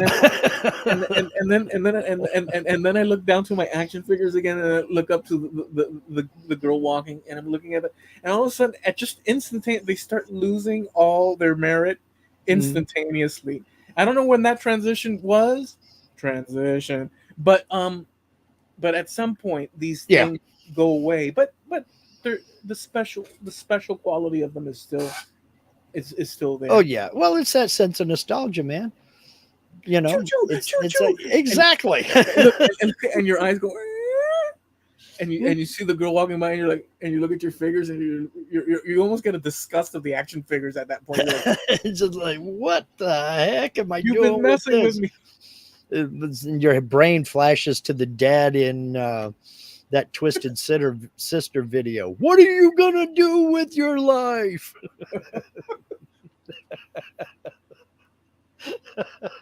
Because I used Yeah, to do the explosions. Did you, Mark? we had the little green army men. But did We you? would. Would you do the explosions? Oh yeah. Oh God, Okay. yes. We did all that stuff. We had the little green army men. We didn't have any of the other stuff. I had one GI Joe, and I left it over to a friend's house and never saw it again.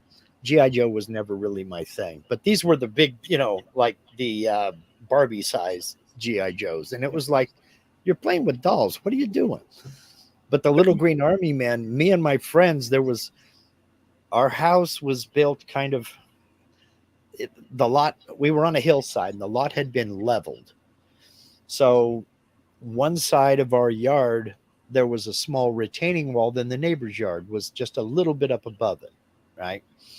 Well, on the other side of the yard, there was an easement that went through from our street to the street behind us. And, the power company would drive trucks back and forth through it and everything. So at that end of our yard, it just had a long slope that was probably 7, 8 foot drop. And we had taken sticks and, my mom's gardening trowel and what have you, and we dug up various little holes and revetments and set up little machine gun nests and everything. We would come up with these real intricate dioramas, and I mean, spend a couple hours building these because we had hundreds of these things. It's me and like four other neighborhood kids. And we would get in there and get, I mean, oh yeah, these guys have got the bazooka. We're going to put them back over here, and all this other kind of stuff. Then we'd all get back by the neighbor's fence and we'd throw rocks at it and destroy it in about 20 minutes. Lots of fun. And We that did was our entertainment. we did similar like that. Do you remember the Guns of Navarone, the movie? Yeah. Saw it at a drive-in. I was young. Yeah. How young would you have been? Oh boy. I don't know when it came out. I couldn't have been 7 years old. Wow. When did that come out? Go ahead. Well, the reason I'm curious as to, because that would fit into what I'm going to tell you.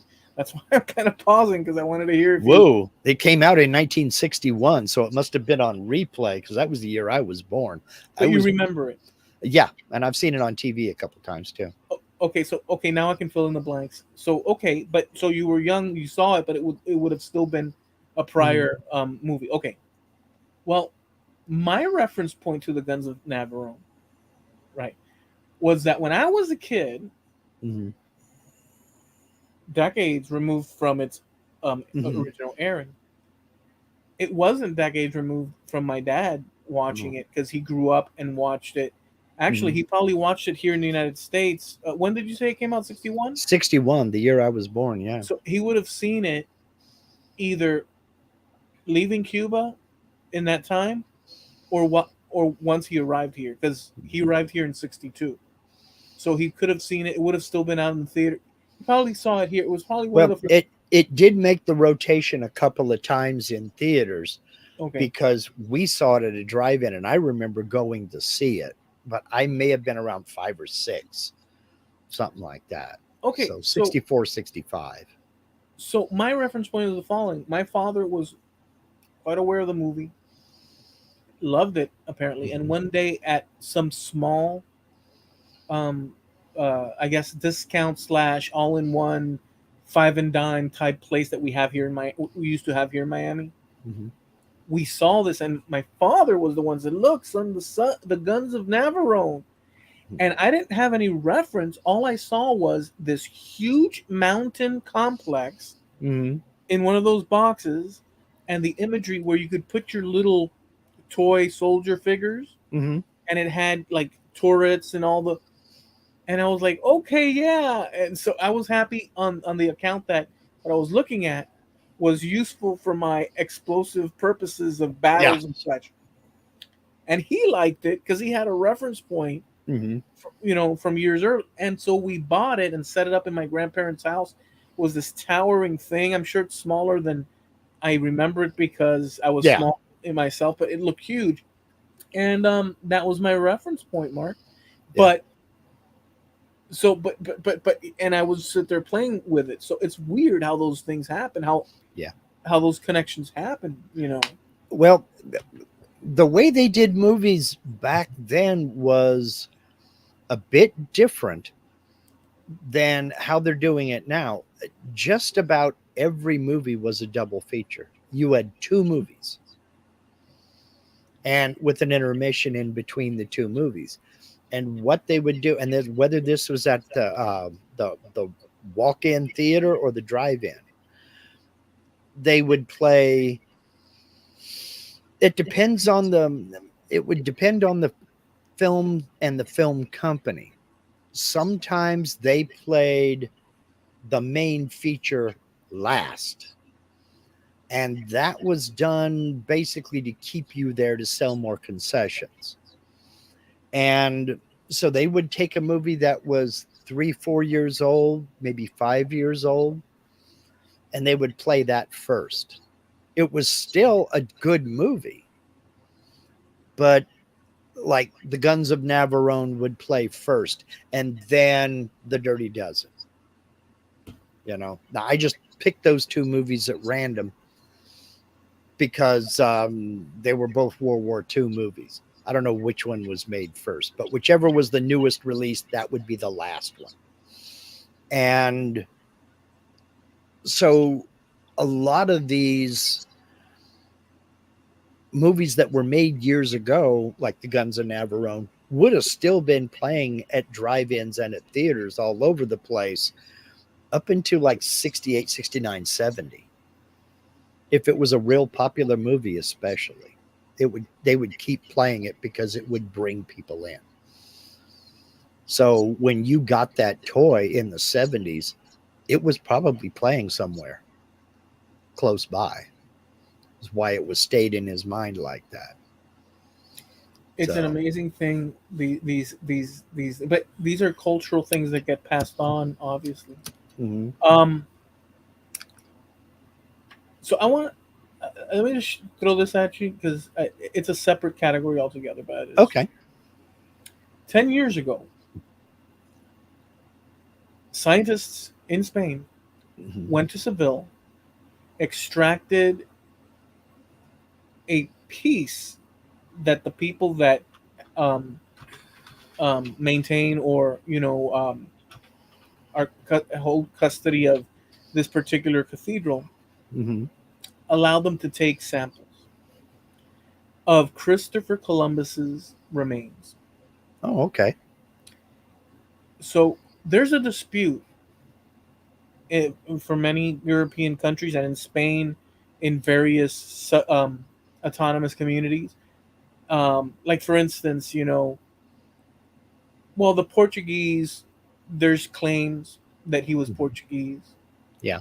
The Italians, obviously, he's Genovese. Mhm. Even in France, there's suggestions.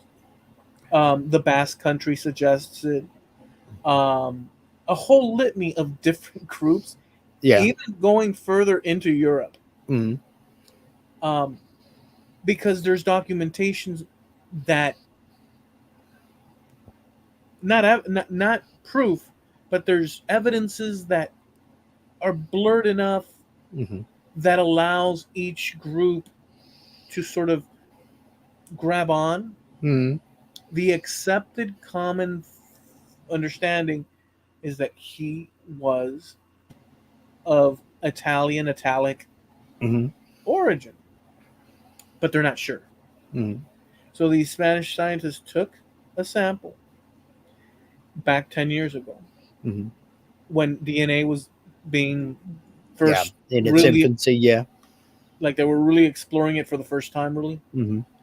Um, but they paused the program because they didn't want to ruin what they had Uh-huh. because it wasn't quite up to par to Yeah. risk it with something so delicate as Christopher Columbus's remains. Yeah. But as a side note, there's also a question as to if the bones in that cathedral in Seville Are actually his. are actually his Mhm. because back so after he passed away, he traveled around the world. His bones did. Mhm. He rested in Cuba. He was taken to Santo Domingo, Dominican Republic. Mhm. I think Puerto Rico, maybe, whatever. He went to Valladolid, Spain, Mhm. and from Valladolid, he went to, I believe, Seville, Mhm. maybe other places, but that's the main. Santo Domingo, Dominican Republic, claims that they have his bones, and it's there, and people come from around the world and visit Mhm. it, and they come from around the world and visit in Seville. Mhm. So some suggest it's just pieces. Yeah. Other people say no, it's in Seville, not in Santo Domingo, and Santo Domingo says Well, no, it's over here, it's not over there. It's because it's a historic situation. sure. And now they have the technology to find out. Well, here we go. So 10 years after that Mhm. they've been working on it, they're going to air it October 12th of Mhm. this year. The conclusion. Oh, okay. So on Spanish TV, I'm sure we'll all hear about it. Mhm. They're going to air, Mhm. which they probably already know the conclusions, but they're going to air it Mhm. and show the world what's what. Mhm. Um, some people are suggesting he was Majorcan, Hmm. and Mallorca is a Spanish island, Hmm. but it's an island, um, and it has Spanish population there. But they also have its own thing, just like the different communities. So Sure. even that's up for grabs. Yeah. Because one part of Spain, like a Canary Islander, even though they're connected to Spain, but that's their own thing. Yeah. And somebody from Andalus is Andalus, and Mhm. it's just regional. Yeah. Although they fall under the umbrella, okay, Mediterranean and such. Well, they're going to release it, Hmm. and just the final thing is that not only do they have his bones, Hmm. they have one of his brother, his son, and a modern day descendant, Okay. and they're going to triangulate. Okay. Do all the comparisons. So in that way, they can confirm or deny or this or Yeah. that. Hmm. So we'll see. But if it turns out that he is not of Genovese, Hmm. that will be explosive. Because Yeah. remember, that's an American holiday. Yeah. Italians are very proud of that. Sure. And if it's something else, whoever gets that, so you know what I'm saying? Yeah. It's gonna be a crazy what situation Yeah. if it's not. So I'm for it being whatever it actually is. Well, I mean, we're kind of choiceless. It's either going to be one or the other, unless Yeah. there's something comes in from way out in left field and they say Glasgow or something like that. I mean, Well then somebody's that. going to be really happy and somebody's going to be really disappointed. Well, but But here's the trick of that though. Here's the hmm, trick. If it turns out to be Italian, hmm, no one, I feel, maybe I'm wrong, but hmm, because that's the going consensus anyhow for the past five, yeah, 600 years, hmm. I'm feeling like people saying, okay, well, okay, let's move on to the next Geraldo Rivera, mystery. But like Al Capone, do you remember that? Al Capone's vault, yeah. Yeah. But and by the way, wasn't that a disappointment? I stayed up all night watching that because it went late. Remember? Mhm. I would kind of look in here and there, The boy, It- there's a blast from the past. well, in any event, the Al Capone, I remember it very well. They found nothing, dude. It was so disappointing. There was freaking nothing in that Well, they in that found some vault. bottles, you know.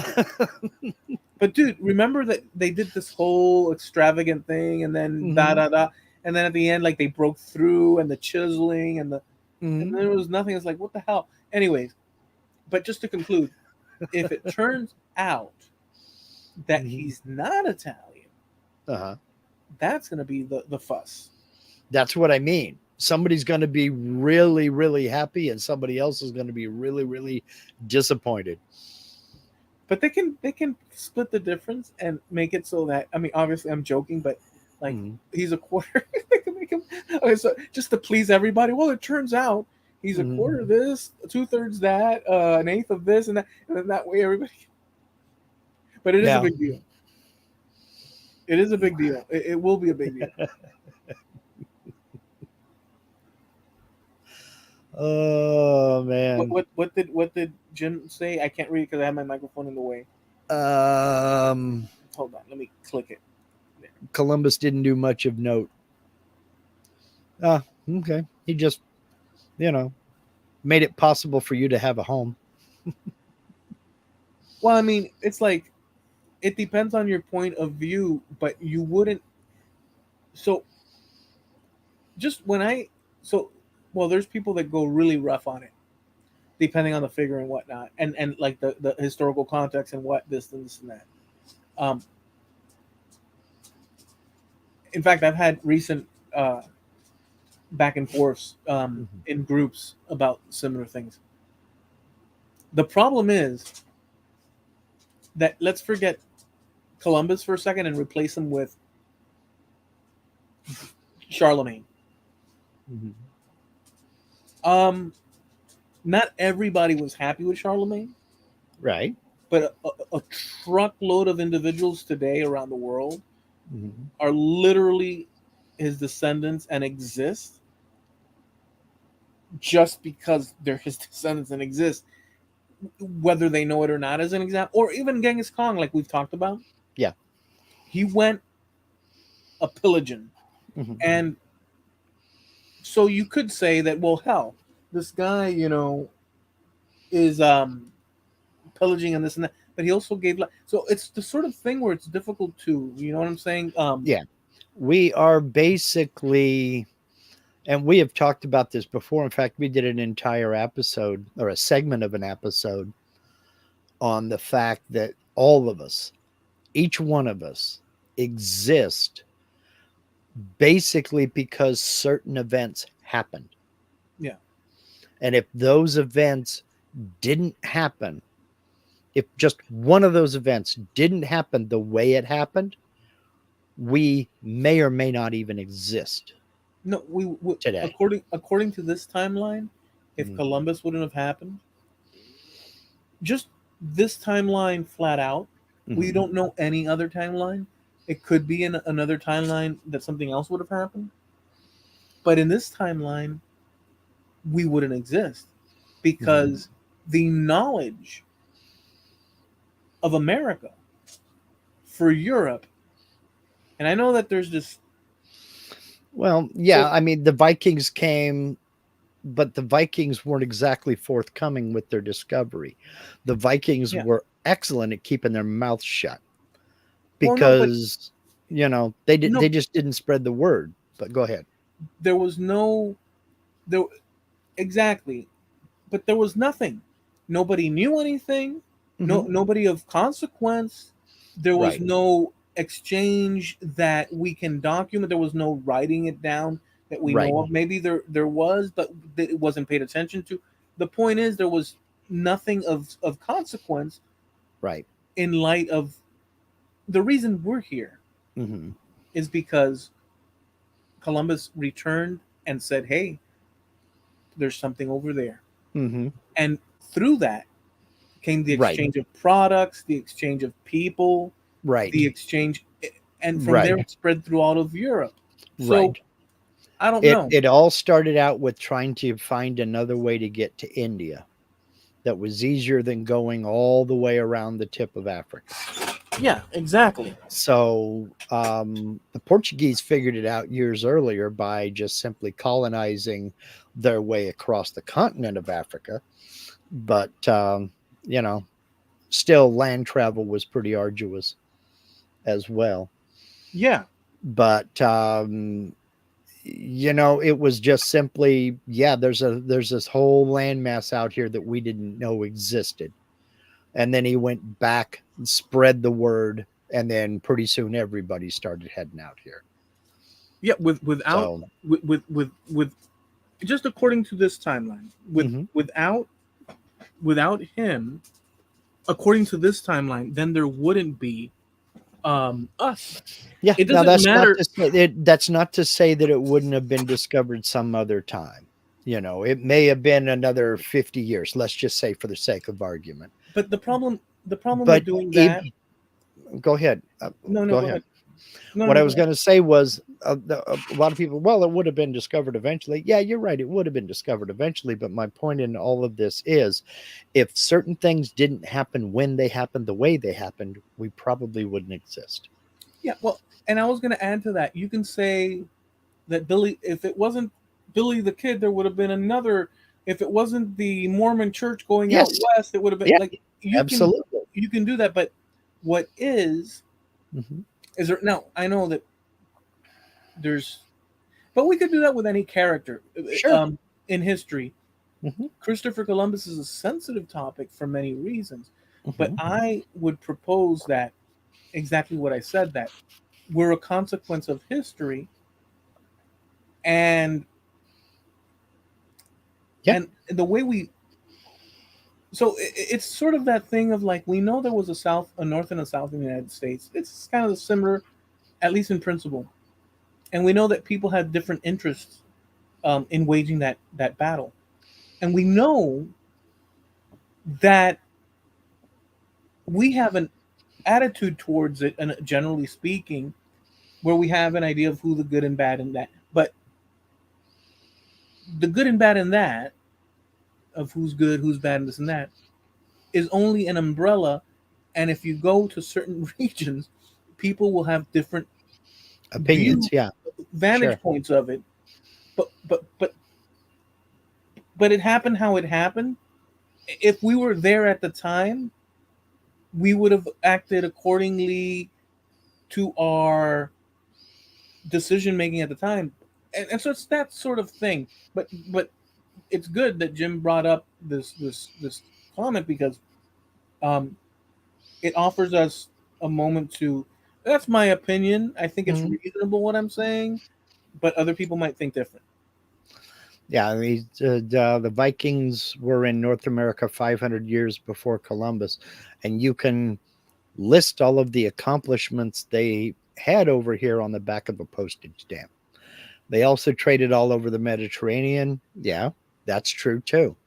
But again, they weren't very forthcoming with any of the places they quote unquote discovered. They kept it to themselves. But here's the thing with the Vikings. Hmm. Here's the thing with the Vikings. Them as a group, as an example, if we're going to use the Hmm. same standard. I mean, if we're making I'm not sure if I, I don't know which way he's going because obviously it's just through. But I'll just say this: Hmm. the Vikings came to England. There were people in England, or I'm calling it England, in that time Hmm. that were already there. Yeah. And the Vikings came there to raid them.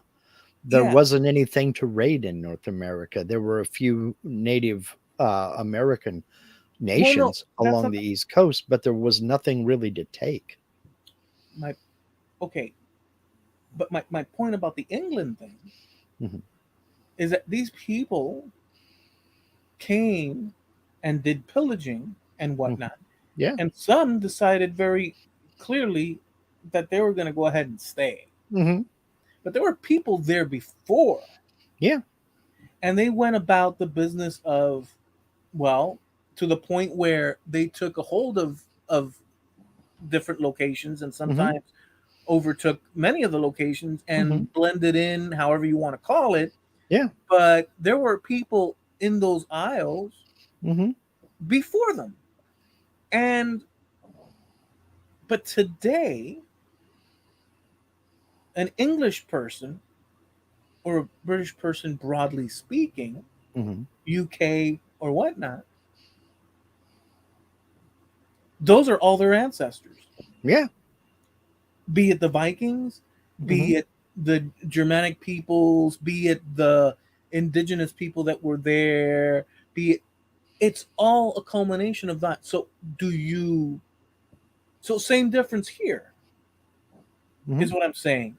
Yeah. But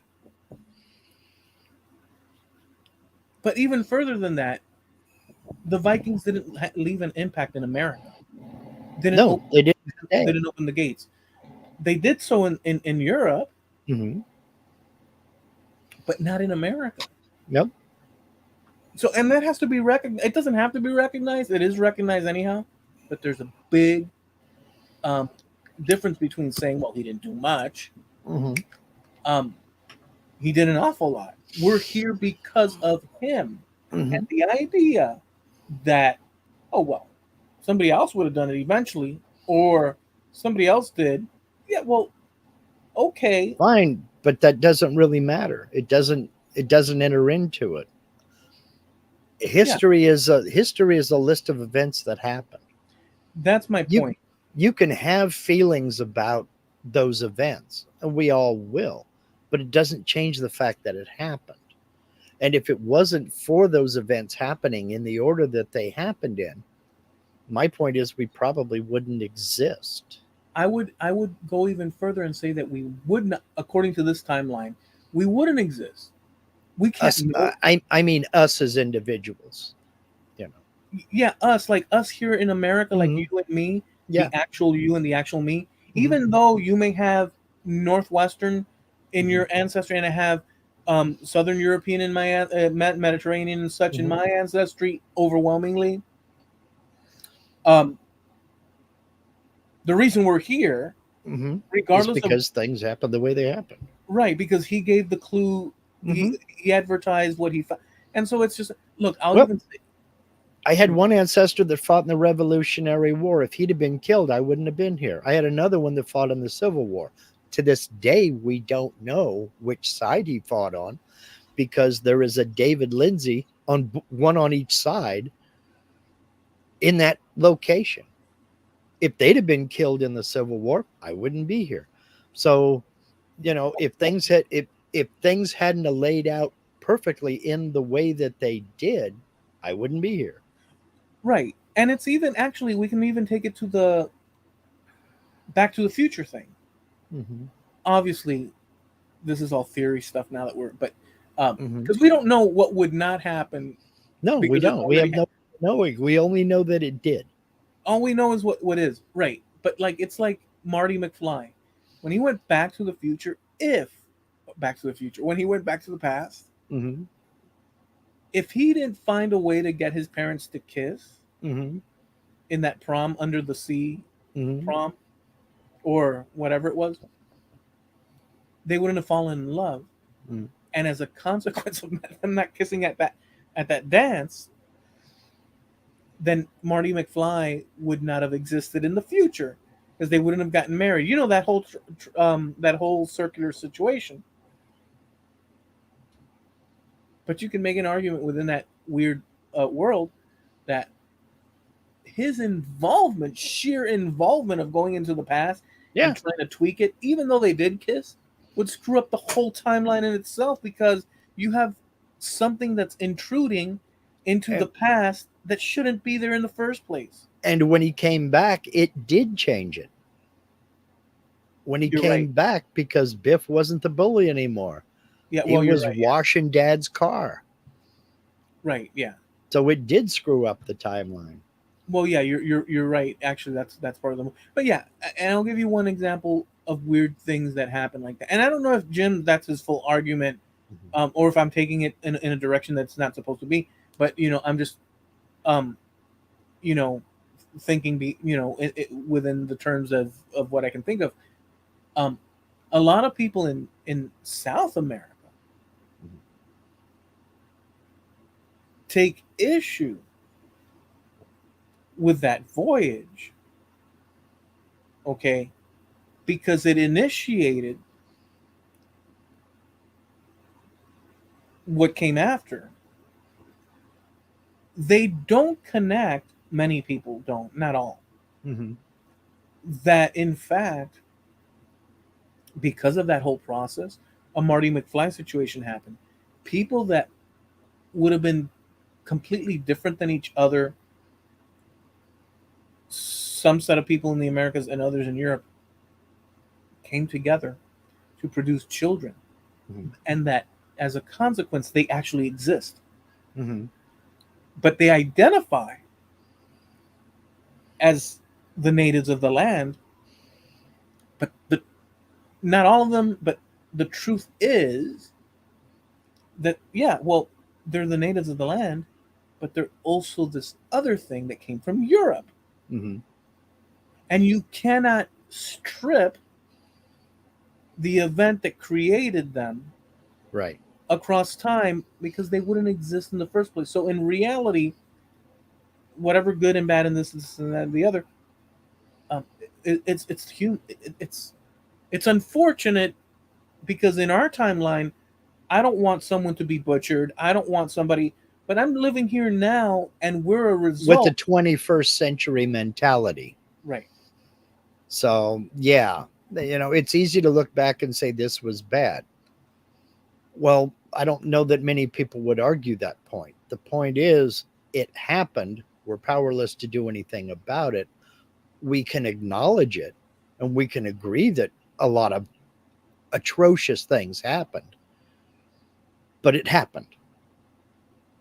So, you know, you can't change history because you don't like it, I guess is my point. Yeah, and by the way, I will make this declarative statement. I'm not attributing this to Jim or to anyone, but he did open the door for it, and it's a further thought of the thing. there's also, and I mean that sincerely, so putting that to side, but there's also on a larger scale, on a cultural scale, Mm-hmm.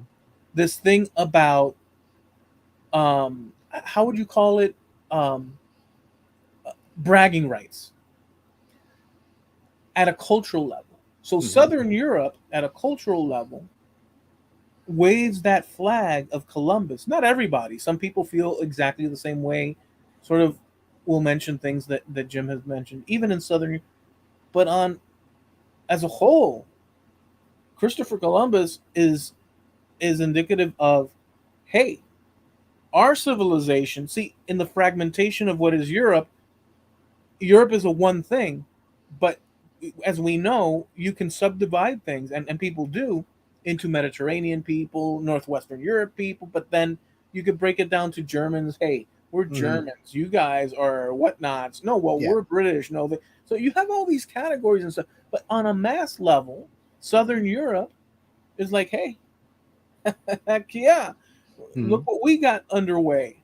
It's just like, who's got the most, like I've read, who's got the most castles in Europe, or who was the first Germany. European, which was the first European country to. It's kind of bragging rights type Yeah. thing, but it's all part of a global, or of a continental initiative that worked its way across time.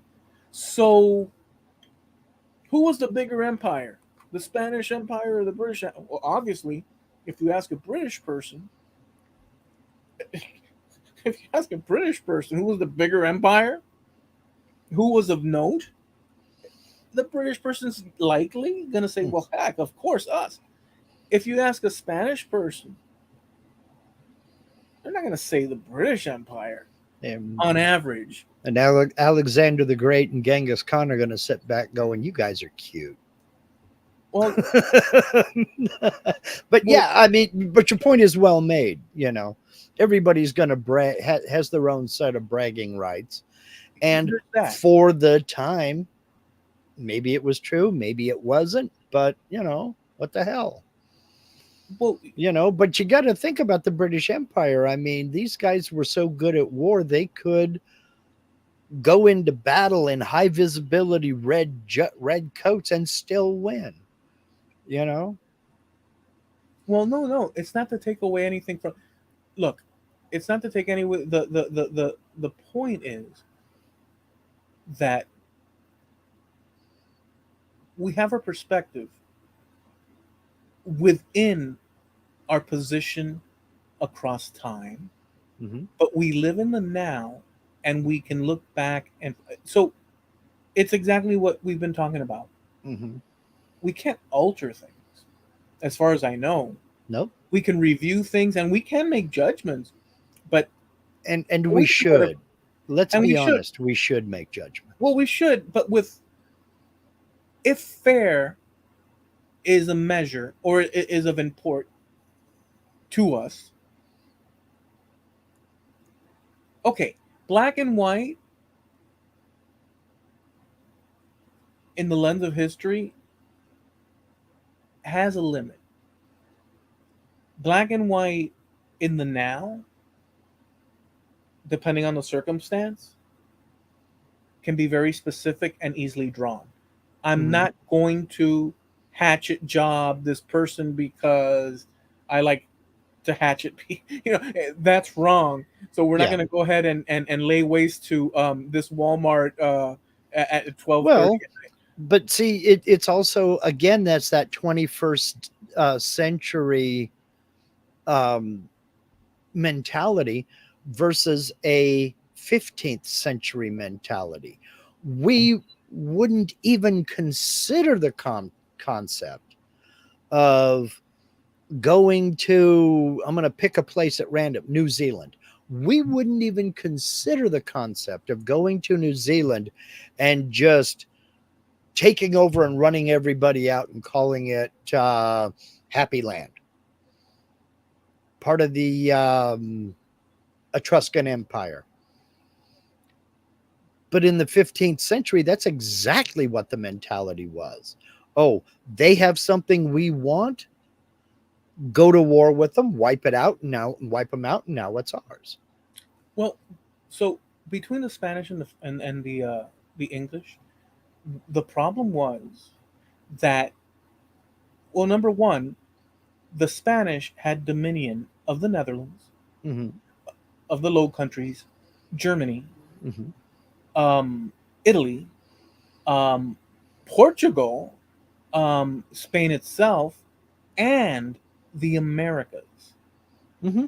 And England and the Netherlands and other sundry locations um, wanted power as well. Everybody wants power. Hmm. One of the ways to fight back, they broke away on religious terms. That Hmm. started to happen because the church was very much in favor of Spain because of the royal power. England went the way of the Anglican Church as it developed, separating from the Catholic Church. So there was a religious aspect to it, but there was also a financial, political aspect to it. So England went ahead. And by the way, Ireland was very much in the side of the Spanish because of, well, they were close, and the church because they were Hmm. Catholic. Hmm. But besides that, they were in line with the Spanish. There was Hmm. issues. So the English began to attack piracy, Hmm. Spanish boats, ships, Hmm. frigates, Yeah, um, and and plunder their regions. privateers and all that other good stuff. Yeah. They did that, and the Spanish retaliated, and they tried to liberate the Netherlands, which they succeeded in. Hmm. And the Spanish weren't happy with that because that was by right of their, I guess, what do you call it, kingly, whatever Divine it right is, of kings. Yeah. whatever it is. So there was a fight based on territory. There was a fight based on religion. There was a Hmm. fight based on all those things, power and such. So you had this situation, and yet there was family ties. By the way, Hmm. um, and so Well, the yeah. people got to fighting. So that's how come you get the situations you get, and so people were removed from that like by 500 years, about 400 and something, 500 years. Um, but we feel the aftermath of that even Hmm. to this day because in religion, in all aspects. But so we can't control that. That's just what happened and stuff. But like something like what Greg said, where he said that the Vikings weren't as, let me see, he says the Vikings weren't as good as Columbus and his countrymen at raping, pillaging, spreading diseases in Americas. Okay, They were too busy doing that in Europe. well here's the thing about that. That's one narrative, but but and you can look at it. There's more nuance to that. You can say, well, what more nuance do you need? Look at all the death. Well, where do you get that from? Well, it's in history. Well, disease, they didn't know about that. They couldn't control for that. Enslavement, well, that existed. But here's the thing: the first thing that happened was they took and arrested Columbus and tried him. When the Queen of Spain found that he had taken people from the Americas and brought them to the Queen as gifts, and you can look at this. This is actually, it just is the truth Mhm. historically.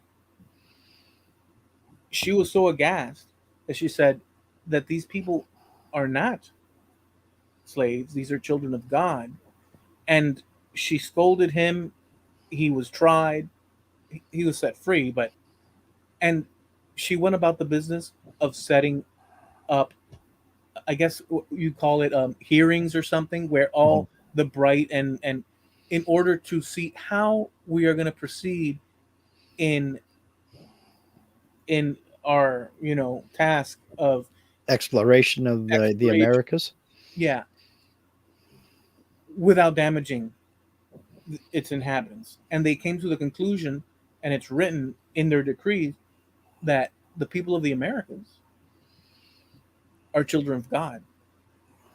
Something to the effect, I'm paraphrasing, without sin, because they know no good or bad. They saw them. Now, this is through the lens of the Catholic Church, Mhm. and but not only. And how do you know that that's true? Well, you can look at the documents, but how do you know that's true? Why is it?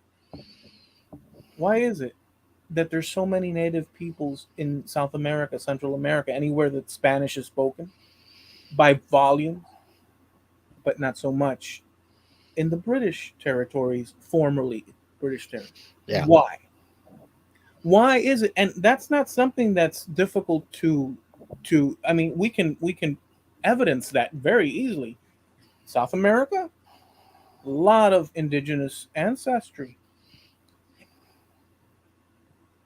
So this killing and butchering, okay, but the ideas were that these people are human beings. Not everybody followed that, obviously. It's dirty business, history is. But throughout the course of that, people were marrying with each other. It wasn't raping and pillaging en masse all the time. No, it, there was that, but they were getting baptized. Why would you baptize people you're going to toss in the river dead? They were baptizing native people, giving them Christian names, marrying into them. Think about what that means. So I've studied it. I can't remove what Greg has said in its totality, but I'm just saying there's extra context that it's dirty business history is, and this, colonizing and exploring and all this. But the Spanish did view these people as human beings and married into them. You don't marry into your enemy and then hate them as you're married to them. You marry into them because you want them incorporated into your system. And that's what they freaking did. That's what they did. So that's all I'll say about that. It's true, as far as we can tell, there's native ancestry. Does that make sense? Yeah, that makes sense. Well, Yeah. I mean, but it all comes down to it is and it happened. And you don't have to like it, but you have to acknowledge it and you have to accept it because you're powerless to do anything else, you know. Well, yeah.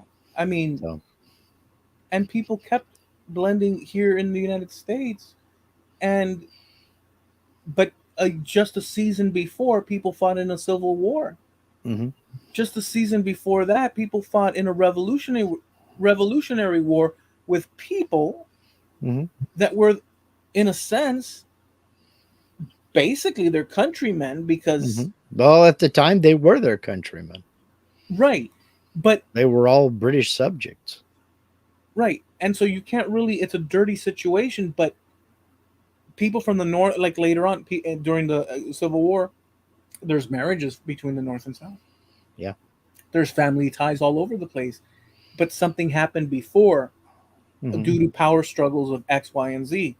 Yeah. But we can't, we can't. I don't know that Genghis Khan would have been, I don't know either way, a likable person, and I definitely wouldn't like him if he's pillaging my. Probably not. You probably wouldn't have liked him. Yeah, I would. But in the thing of history, there's a chance. I don't know if it's true for me, but there's a chance that we have some ancestry due to him. There's a chance. Sure.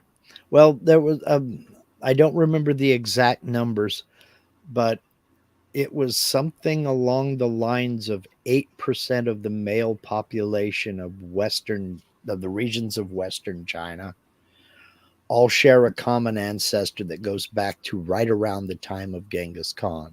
They cannot say, yes, that common ancestor is Genghis Khan because nobody knows where he was buried. His grave is a mystery. Um, but they can say they share a common ancestor that goes back to about his time. 8% of the population. I mean, that's a lot of people. We come from the same people eventually, and in certain cases, weird ways that we wouldn't exactly understand because it's just too far removed. So yeah, Mhm. Yeah. I mean, it's that sort of thing. So in reality, it's power struggles, and if you happen to fall on one side of the power struggle or the other, Yeah. somewhere in time, you're gonna defend your area because that's the obvious freaking thing to do. Hmm. But eventually, what happens if you now descend from people from both areas 100, 200, 300 years after? Do you fault the one parent and excuse the Well, other? yeah. I mean, it's exactly. What do you say? Yeah. You know, And I the mean, like Irish, I say, I've got a grandfather who fought either on the Confederate side or the Union side. Don't know which, but it doesn't change anything. If we no, find out he fought on the Confederate side, okay, he fought on the Confederate side. Doesn't change anything. no. Some people fought because that's where they grew up. Mm-hmm. It's as simple as this is my region is my Mm-hmm. country, Sure. and that applies for Europe too, Mm-hmm. or the natives in the Americas. So I see it Well, after a while of, I mean, not even after a while, it's just like it's impossible for us now. If you ask me somebody like Fidel Castro, that's very recent. And this is a very, and so I would say, so well, now it's if, also very personal. yeah, right. So like if you were to like on the behalf of Jim and Greg, if I'm a native person and these Europeans arrive and they go about the business of like butchering my tribe. Mm-hmm. Well, yeah, I'm like not, but I'm not necessarily going to be, well, this is the history and passage of time. No, I'm there to kick some ass and get Yeah, my people safe to.